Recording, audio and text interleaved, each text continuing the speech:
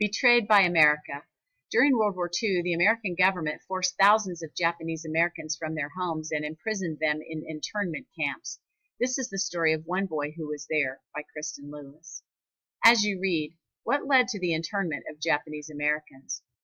11-year-old William Bill Hiroshi Shishima was in prison. He was watched by soldiers with guns. He lived behind barbed wire.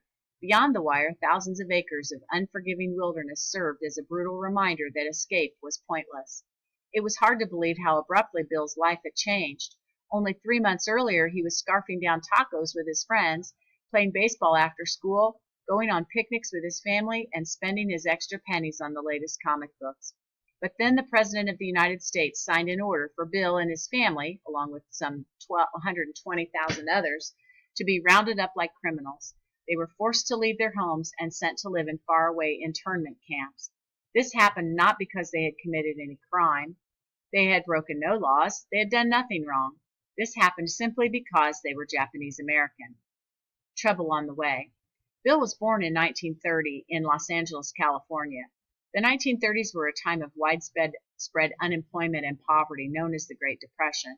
By 1941, though, when Bill was 11, things were looking up. The economy was growing, the grocery store that Bill's father owned was thriving, and the family had recently expanded their business to include a small hotel. But trouble was on the way. In 1941, World War II was raging across the world. Germany's leader, Adolf Hitler, and his Nazi troops had invaded most of the countries in Europe. The island nation of Japan had invaded China, looking to expand its territory across Asia. Americans were in no rush to get involved in these bloody conflicts. They had little interest in becoming embroiled in what many saw as the problems of other nations. As Japan continued its military aggression in Asia, however, hostilities with the U.S. grew. Still, the U.S. hoped to prevent all-out war through diplomacy. But any hope of peace was about to vanish. Attacked. On the morning of December 7, 1941, something happened that would change America forever. Japan launched a massive surprise attack on Pearl Harbor, a U.S. military base in Hawaii. The American Navy posed a threat to Japan's goal of increasing its global power. Japan hoped that by attacking Pearl Harbor, it could cripple the part of the U.S. Navy that operated in the Pacific Ocean. Bombs rained from the sky, torpedoes shot through the water. The scale of destruction and the loss of human life were staggering. More than 2,300 Americans were killed and another 1,200 wounded. Bill remembers where he was when he learned about the attack. Walking out of a movie, he heard a newspaper boy shout, "War! War! Japs bomb Pearl Harbor!" Bill didn't know what Japs meant, though he would soon learn it was a hateful and racist way to refer to people of Japanese descent. He also could not have imagined how the attack on Pearl Harbor would change American history and his own life.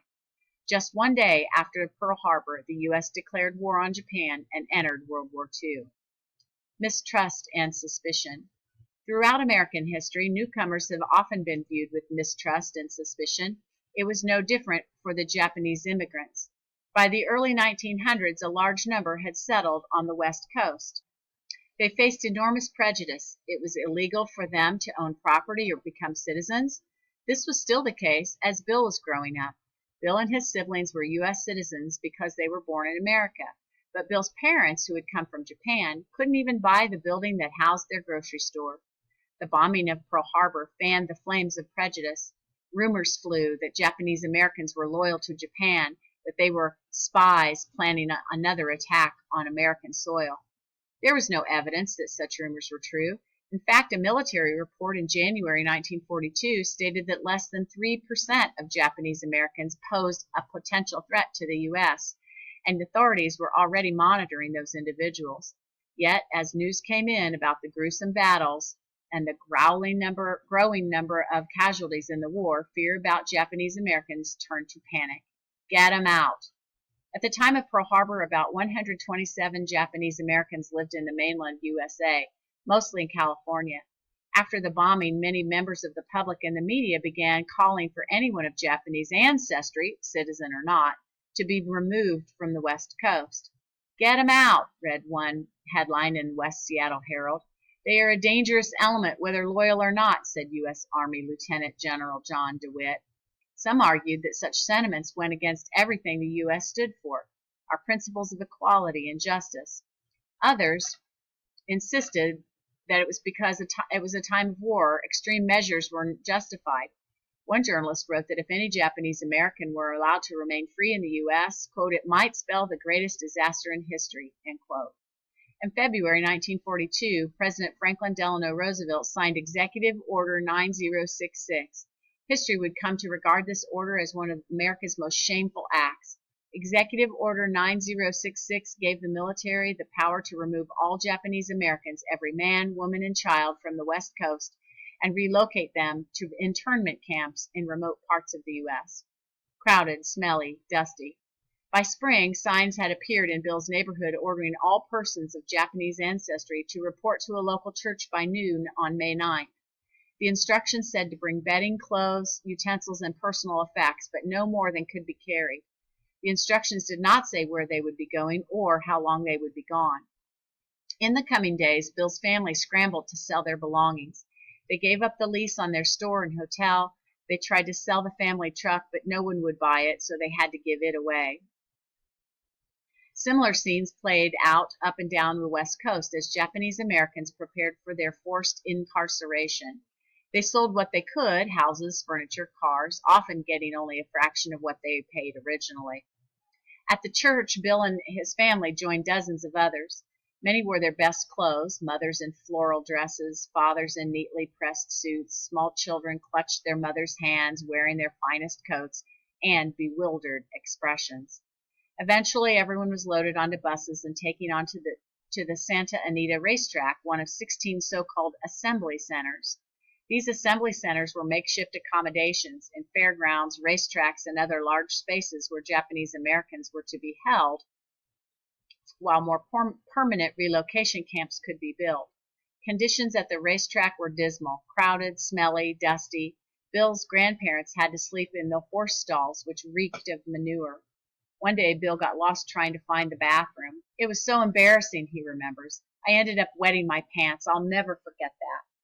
Sometimes Bill would stare longingly at the movie theater across the street. Only days earlier, he could see a movie whenever he wanted. Now, the theater might as well have been on the moon. Hart Mountain. In August 1942, after 3 months at the racetrack, Bill and his family were put on a train. Nothing could prepare Bill for what greeted him at the end of his journey. Stepping off the train, he gazed at the desolate wilderness surrounded by towering snow-capped mountains. In the middle of this harsh landscape sat what would be his home for the next 3 years, the Hart Mountain Relocation Center. Located in a remote area of northwest Wyoming, this internment camp looked nothing like its name would suggest. Hart Mountain was a large compound enclosed by barbed wire and guarded by armed soldiers. The camp comprised row upon row of barracks covered in black tar paper. Hart Mountain would eventually imprison more than 10,000 people. Bill, his parents, and his 3 siblings crowded into one sparsely furnished room. After his mother had a baby, they were allowed a second room. The thin walls did little to shield them from the frigid Wyoming winds and snows, which tended to start in September and last through April. In the beginning, medical supplies were lacking, and disease swept through the camp. Bill himself became dangerously ill with pneumonia. Every day there were humiliations that shame Bill even now. He hated bathing in the one-room shower with its 8 shower heads and no privacy. The toilets were even worse. There were no doors or walls, so Bill had to do his business in front of everyone. Life goes on. During World War II, the U.S. operated 10 internment camps like Hart Mountain. All were built in remote areas for the purpose of isolating Japanese Americans from the rest of society. Life in these camps was extremely difficult. Barracks were cramped and poorly constructed. Dust and dirt were constantly invading. It always seemed to be too hot or too cold. Day-to-day life was monotonous and strictly controlled. Letters were screened, meals served at appointed times, and protests swiftly squashed. Still, many tried to make the best of their imprisonment. They had lost their freedom, their jobs, and their homes, yet they carried on with honor and dignity. They took pride in making their barracks as beautiful as possible. Mothers stitched curtains to bring color to dreary windows, and fathers fashioned furniture from scraps of wood. Children attended camp schools and formed baseball teams. One of Bill's consolations during these long years was the camp's Boy Scout troop. because the troop got to hike outside the fence. The end of the war. World War II ended in 1945 with the defeat of Germany and Japan. Celebrations spilled into the streets from Boston to Chicago. At Heart Mountain, Bill felt relief. His first thought was that he would finally get to see his friends that he'd been forced to leave behind. Eventually, all 10 camps were closed and everyone was allowed to leave, but where would they go? Many had lost everything, and not only their homes and businesses. Their sense of safety and justice had been shattered by what the government had done to them. Bill and his family left Heart Mountain and returned to Los Angeles to start over. After high school, Bill was drafted into the military and served in the Korean War. He later attended the University of Southern California, where his father had gone to college. Bill went on to become a teacher. Nearly 40 years after the camps closed, Congress launched an investigation. In the final report, Congress called the internment of Japanese Americans a, quote, grave injustice, end quote, motivated by, quote, racial prejudice, war hysteria, and the failure of political leadership, end quote. The report led to an official apology issued by President Ronald Reagan in 1988 and a $20,000 reparation payment given to survivors. Bill gave his $20,000 to the Japanese American National Museum in LA, where he now gives tours. Today, Bill is in his 90s. He feels a special responsibility to tell the story of what happened during World War II. I wanted to tell our story because the general public does not know about it, he says. Everyone in America should know what happened to us so it never happens again. Children of the Camp by Lawson Fuzuo Inada. There was no poetry in the camp unless you can say mud is poetry, unless you can say dust is poetry, unless you can say blood is poetry, unless you can say cruelty is poetry, unless you can say injustice is poetry, unless you can say imprisonment is poetry. There was no poetry in the camp unless you can say families are poetry, unless you can say people are poetry, and the people made poetry from camp, and the people made poetry from camp. Honor and valor. Thousands of young Japanese Americans served in World War II, though many of their families were imprisoned back in the U.S. The 442nd Regiment Combat Team at left was made up almost entirely of American soldiers of Japanese descent. It became one of the most famous and decorated units, earning thousands of medals for bravery. Meals were eaten in communal mess halls. Kids went to school. Recreational activities, including movies and games, provided a distraction from the harsh realities of internment. Taken away, left. Japanese Americans living on the West Coast, like this young girl, were shipped to relocation camps in isolated wilderness areas. Above, some Japanese Americans posted signs like this after Pearl Harbor.